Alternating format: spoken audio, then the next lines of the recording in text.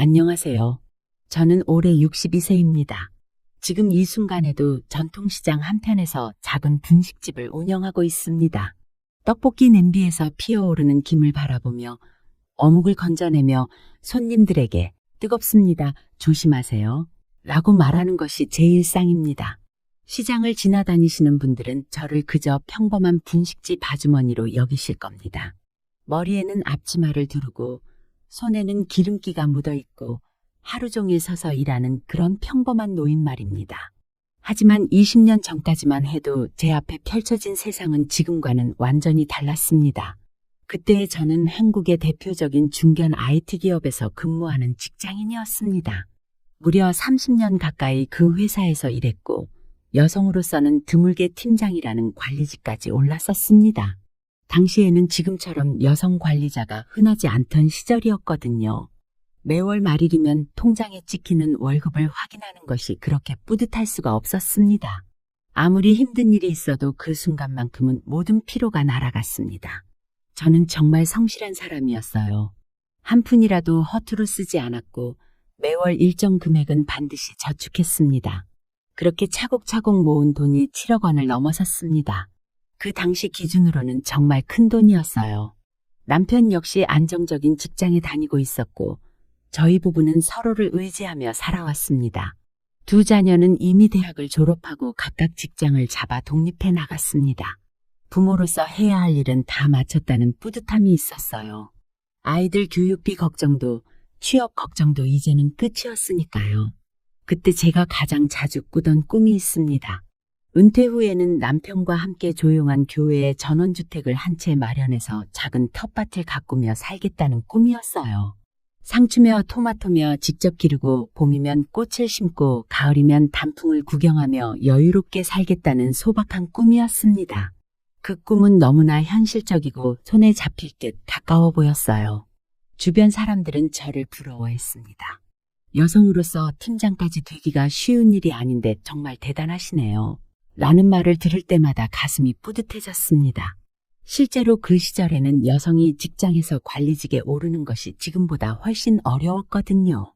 저는 그런 편견과 어려움을 모두 이겨내고 제 자리를 만들었다는 자부심이 있었습니다. 무엇보다 노후에 대한 두려움이 전혀 없었어요.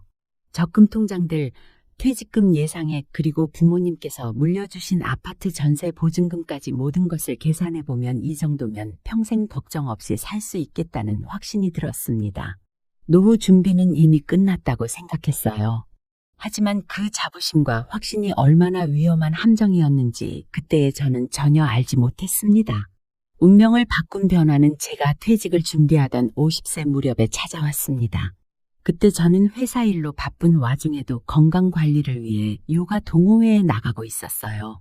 주 2회씩 저녁에 요가를 하면서 마음의 평안도 찾고 퇴직 후에 여유로운 생활을 미리 준비하는 기분이었습니다. 그 요가 동호회에서 한 후배를 만났습니다. 나이는 저보다 서너 살 아래였는데 늘 자신감에 차 있는 모습이었어요. 최신 스마트폰은 물론이고 새로 나온 건강 정보나 투자 이야기까지 정말 다방면에 밝은 사람이었습니다. 요가가 끝나고 차를 마시면서 대화를 나누다 보면 이 사람은 정말 세상 돌아가는 일을 다 아는 것 같다는 생각이 들었어요. 어느 날 그 후배가 저에게 은밀하게 귀띔을 했습니다. 주변에 다른 사람이 없는지 살짝 확인하고 나서 목소리를 낮춰 말하더군요. 선배님, 도심 재개발 투자 한번 알아보세요. 지금 초기 투자자들만 들어갈 수 있는데 연 40% 수익을 보장한답니다. 처음에는 그냥 웃어넘겼습니다. 40% 수익이라니 그런 게 어디 있겠어요? 은행 금리도 고작 몇 %인데 말입니다. 하지만 그 후배는 포기하지 않았습니다. 요가에 갈 때마다 또 요가가 끝나고 차를 마실 때마다 계속해서 제 마음을 두드렸어요. 선배님, 저도 이미 투자해서 수익 보고 있어요. 정말이에요. 그러더니 어느 날은 실제로 휴대폰을 꺼내서 통장 내역까지 보여주었습니다. 정말로 큰 금액이 들어와 있더군요. 그걸 보는 순간 제 마음속에 작은 동요가 일어났습니다. 호기심 반 불안감 반으로 그 후배와 함께 찾아간 곳은 강남 한복판의 고급 사무실이었습니다. 지하철역에서 나와 걸어가면서도 내가 왜 여기까지 왔을까 하는 생각이 들었지만 이미 약속을 잡은 터라 되돌아갈 수도 없었어요. 사무실에 들어서는 순간 정말 놀랐습니다. 넓은 유리창으로 강남의 야경이 한눈에 들어왔고 화려한 조명이 실내를 밝게 비추고 있었어요. 세련된 정장을 입은 상담사들이 여기저기서 고객들과 진지하게 상담을 하고 있었습니다. 대형 스크린이 설치된 회의실에는 수십 명의 사람들이 앉아서 열심히 설명을 듣고 있더군요. 마치 정말 대기업의 투자 설명회 같은 분위기였습니다. 발표자는 정말 전문가처럼 보였어요. 깔끔한 슈트에 자신감 있는 목소리로 이렇게 말했습니다.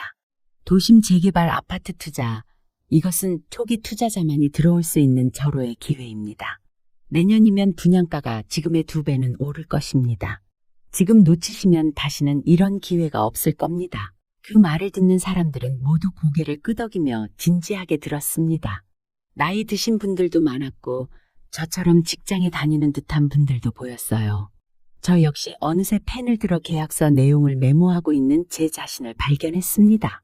집에 돌아와서 남편에게 이야기했을 때 남편은 단호하게 반대했습니다. 여보, 그런 투자는 위험해. 우리 나이에 모험할 때가 아니야.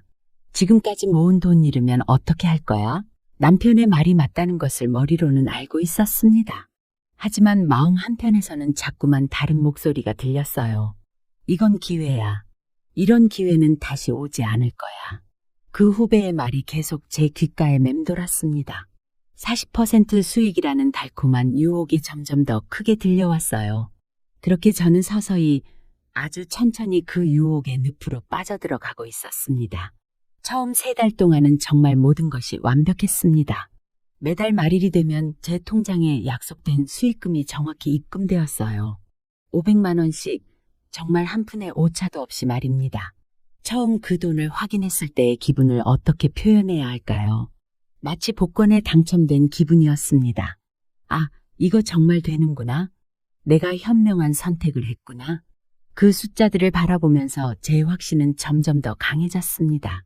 처음에는 혹시나 하는 마음도 있었는데 실제로 돈이 들어오니까 모든 의심이 사라졌어요. 오히려 왜 진작에 이런 기회를 알아보지 못했을까 하는 후회까지 들었습니다. 저는 들뜬 마음으로 남편에게 자랑했습니다. 여보, 봐. 정말로 수익금이 들어왔어. 이번 달에만 500만 원이야. 하지만 남편은 여전히 못마땅한 얼굴로 고개만 저었어요. 그래도 조심해야 해. 너무 좋은 이야기는 믿을 게 못 돼. 하지만 실제 돈이 통장에 찍혀 있는데 저조차도 남편의 걱정을 무시할 수밖에 없었습니다. 2번째 달, 3번째 달에도 똑같이 500만 원씩 들어왔습니다. 저는 이제 완전히 확신에 차 있었어요. 주변 사람들에게도 은근슬쩍 자랑을 했습니다. 요새 좋은 투자 하나 하고 있는데 수익이 정말 좋아. 그때 그 후배가 또 다른 기회를 가져왔습니다. 이번에는 더 큰 규모였어요. 선배님, 이번에는 정말 특별한 기회가 왔어요. VIP 라운지 투자인데 일반 투자자들은 들어갈 수도 없는 곳이에요. 최소 투자금이 3억 원이고 수익률은 연 50%입니다. 선배님처럼 초기 투자자로 참여하시면 특별 혜택도 드려요. 연 50%라니 지금 생각해보면 정말 말도 안 되는 수익률이었는데 그때의 저는 이미 판단력을 잃은 상태였습니다. 3달 동안 꾸준히 들어온 수익금이 저를 완전히 믿게 만들었거든요. 저는 결국 인생 최대의 결단을 내렸습니다. 퇴직금을 모두 꺼내고 평생 모아온 예금을 털고 심지어 부모님께서 물려주신 아파트 전세 보증금까지 빼서 총 7억 원을 투자한 것입니다. 남편은 거의 울면서 말렸어요. 당신 미쳤어. 우리 평생 모은 돈을 다 날리려고 그래.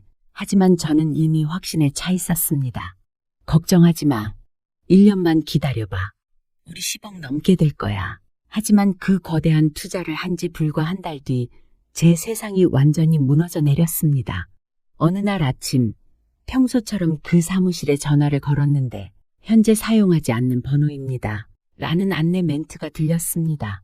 처음에는 일시적인 장애라고 생각했어요. 하지만 몇 번을 다시 걸어도 같은 소리만 반복되었습니다. 급하게 강남에 있는 그 사무실로 달려갔습니다. 하지만 늘 북적이던 그 고급스러운 사무실은 문이 굳게 닫혀 있었어요. 유리창에는 임대 스티커가 붙어 있었고 안을 들여다보니 텅 비어 있었습니다. 그 화려했던 조명도 세련된 가구들도 그 많던 직원들도 모두 사라져 있었어요. 손이 떨리면서 그 후배에게 전화를 걸었습니다. 하지만 그 번호 역시 없는 번호가 되어 있었어요. 몇 번을 다시 걸어도 소용없었습니다. 집에 돌아와서 황급히 인터넷을 검색해 봤습니다. 그리고 그때서야 현실을 깨달았어요. 유사수신 부동산 사기, 도심 재개발 투자 사기 같은 단어들이 수십 개의 기사로 쏟아져 나왔습니다. 저와 똑같은 피해를 당한 사람들의 이야기들이 끝없이 올라와 있었어요. 제가 30년 동안 모은 돈, 부모님께서 물려주신 소중한 유산, 그리고 제 노후의 꿈이 하루아침에 모두 증발해버렸습니다. 그날 밤 저는 남편 앞에서 처음으로 무릎을 꿇었습니다. 모든 돈을 잃은 뒤의 일상은 그야말로 지옥이었습니다. 남편과의 갈등은 걷잡을 수 없이 커져갔어요. 처음에는 그래도 서로를 위로하며 견뎌보려고 했습니다. 하지만 현실의 무게는 너무나 무거웠어요. 내가 그렇게 말렸잖아. 남편의 목소리는 날이 갈수록 날카로워졌습니다. 아침에 눈을 뜨면서부터 밤에 잠들 때까지 하루도 빠짐없이 그 말을 들어야 했어요. 당신이 평생 모은 돈을 한순간에 날려버렸어. 우리 노후를 다 망쳐놓았다고. 그의 분노는 정당했습니다. 저도 그걸 알고 있었어요. 하지만 그 말을 들을 때마다 제 마음은 더 깊이 무너져 내렸습니다. 저 역시 매일 밤 잠들기 전에 똑같은 생각으로 괴로워했으니까요. 내가 왜 그런 어리석은 판단을 했을까? 어떻게 그런 뻔한 사기에 당할 수 있었을까? 결국 저희는 석 달간의 긴 다툼 끝에 이혼을 택했습니다. 40년 가까이 함께 살았던 부부가 한순간에 남남이 되어버린 거예요. 젊어서 연애할 때에 설레던 마음부터 아이들을 키우며 힘들었던 시절까지 모든 추억이 무너져 내렸습니다. 이혼 서류에 도장을 찍는 순간의 허탈함을 어떻게 표현해야 할까요? 결국 홀로 남겨진 저는 월세 단칸방으로 밀려났습니다. 그 작은 방에 혼자 앉아있으면 정말 세상에 홀로 남겨진 기분이었어요. 40년 넘게 함께 살던 집에서 나와 8평도 안 되는 원룸에서 살게 된 현실이 믿어지지 않았습니다. 몸은 점점 지쳐갔고 마음은 하루하루 무너져 갔어요. 처음에는 그래도 일자리를 구해보려고 노력했습니다. 나이는 들었지만 아직 일할 수 있다고 생각했거든요. 공장 일도 알아봤고 마트 계산원 자리도 찾아다녔습니다. 청소 일이라도 하려고 여기저기 문의했어요. 하지만 나이 때문에 건강상의 이유로 번번이 거절당했습니다. 죄송합니다. 좀 더 젊은 분으로 뽑기로 했어요. 그런 말을 몇 번 듣다 보니 자존심도 많이 상했어요. 결국 선택한 길이 지금의 분식집이었습니다. 전통시장 한켠에 작은 공간을 월세로 얻어서 시작했어요. 보증금도 적고 월세도 저렴한 곳이었지만 그나마도 제겐 큰 부담이었습니다. 새벽 5시면 일어나서 시장으로 나갔어요. 육수를 끓이고 떡볶이 재료를 준비하고 어묵을 손질하는 일. 처음에는 모든 게 서툴렀습니다. 30년 넘게 사무실에서 일하던 사람이 갑자기 요리를 하려니 쉽지 않았어요. 밤 10시에 문을 닫을 때까지 하루 14시간을 서서 일했습니다. 손목은 퉁퉁 붓고 허리는 점점 굽어갔어요. 발은 퉁퉁 부어서 밤에 잠을 이루기 힘들었습니다. 그렇게 힘들게 일해도 하루벌이는 고작 10만 원 남짓이었어요. 예전에 하루 일당보다도 적은 돈이었죠. 그래도 손님이 떡볶이를 맛있게 드시는 모습을 볼 때면 작은 위안이 됐습니다. 사장님, 정말 맛있어요. 또 올게요. 그런 말을 들으면 잠시나마 힘이 났어요. 하지만 여전히 저는 마음 깊은 곳에서 후회의 감옥에 갇혀 살았습니다. 내가 왜 그렇게 어리석었을까? 어떻게 그런 뻔한 사기에 속을 수 있었을까? 그 후회가 매일 밤 저를 괴롭혔습니다. 작년 겨울의 어느 추운 날이었습니다. 옆 가게에서 잡화점을 운영하는 언니가 저에게 조용히 말을 건넸어요. 평소보다 목소리가 낮고 조심스러웠습니다. 사장님, 나도 당했어. 부동산 투자 사기에. 그 말을 들은 순간 제 심장이 쿵하고 내려앉았습니다. 몇 천만 원 날렸지. 평생 모은 돈이었는데 언니의 얼굴에는 제가 매일 거울에서 보던 그 표정이 고스란히 담겨 있었어요. 후회와 자책 그리고 깊은 절망감 말입니다. 그제서야 깨달았습니다. 나만 바보였던 게 아니었다는 걸요. 제 주변에는 저와 같은 아픔을 겪은 사람들이 더 많았습니다. 시장에서 만난 다른 상인들과 이야기해보니 비슷한 피해를 당한 분들이 생각보다 많았어요. 우리는 자연스럽게 작은 모임을 만들게 되었습니다. 처음에는 서로의 상처를 위로하는 정도였어요. 혼자만 당한 게 아니라는 사실만으로도 큰 위안이 됐습니다. 법률 상담도 함께 받으러 갔습니다. 비록 돈을 되찾을 가능성은 희박했지만 그래도 포기할 수는 없었거든요. 경찰서에서 제공하는 사기 예방 교육에도 함께 참석했습니다. 그곳에서 들은 한마디가 제 가슴에 깊이 새겨졌어요. 세상에 공짜 수익은 없습니다. 너무 좋은 조건이라면 반드시 의심하세요. 강사님의 말씀을 들으며 저는 계속 고개를 끄덕였습니다. 맞아, 그때 왜 그런 당연한 걸 생각하지 못했을까? 늦게나마 배운 교훈이었지만 이제라도 깨달을 수 있어서 다행이었어요. 그리고 문득 생각했습니다. 이 교훈을 젊은 세대에게라도 전해야겠다고 말이에요. 그래서 분식집에 오는 학생 손님들에게 가끔 말을 꺼냅니다. 얘들아, 혹시 누가 쉽게 큰 돈 벌 수 있다며 접근하면 절대 혼자 결정하지 마. 처음에는 어색했지만 점점 자연스럽게 이야기할 수 있게 됐어요. 꼭 부모님이나 주변 어른들과 상의해. 그리고 평생 모은 돈을 한 번에 맡기는 일은 절대 하지 마라. 학생들은 대부분 네, 사장님 하고 피식 웃으며 지나갑니다. 아마 아줌마가 왜 이런 얘기를 하지 싶을 거예요. 하지만 저는 믿습니다. 언젠가 제 말이 그들의 올바른 선택을 지켜줄 수도 있다고 말이에요. 특히 대학생들이 떡볶이를 먹으며 아르바이트 이야기나 취업 걱정을 할 때면 더욱 신경이 쓰입니다. 요즘 투자로 돈 버는 사람들 많다던데 사장님도 해보세요. 그런 말을 들으면 가슴이 철렁해요. 얘야, 그런 건 정말 조심해야 해. 쉽게 돈 벌 수 있다는 말은 대부분 거짓말이야. 제 경험을 간단히 들려주기도 합니다. 물론 구체적인 금액이나 상세한 내용은 말하지 않아요. 아줌마도 젊을 때 그런 유혹에 넘어가서 큰 실수를 했단다. 너희는 그러지 마라. 가끔은 진지하게 들어주는 학생들도 있어요. 정말이에요? 그럼 어떻게 구별해야 해요? 그럴 때는 제가 배운 모든 것을 알려줍니다. 일단 수익률이 너무 높으면 의심해. 그리고 서둘러 결정하라고 재촉하면 절대 안 돼.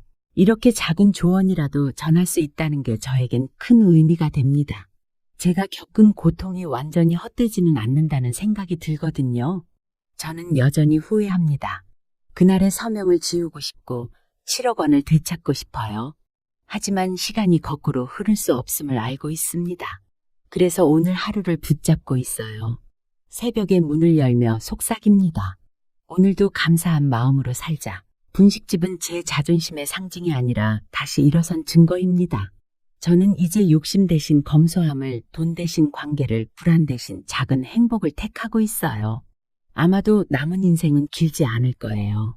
하지만 마지막 날까지 저는 희망을 버리지 않을 겁니다. 제 이야기가 누군가에게 교훈이 된다면 그것만으로도 충분해요. 저는 한때 7억 재산가였지만 지금은 분식집 사장으로 살고 있습니다. 그러나 저는 여전히 삶을 사랑해요. 그리고 그 사랑이 저를 내일로 이끌어가고 있습니다. 여러분도 기억해 주세요. 세상에 쉬운 돈벌이는 없습니다. 너무 좋은 조건이라면 반드시 의심하고 혼자 결정하지 말고 주변에 상의하세요. 그리고 평생 모은 돈을 한순간에 맡기는 일은 절대 하지 마시길 바랍니다. 제 실수가 여러분의 교훈이 되기를 바라며 이 이야기를 마치겠습니다. 감사합니다.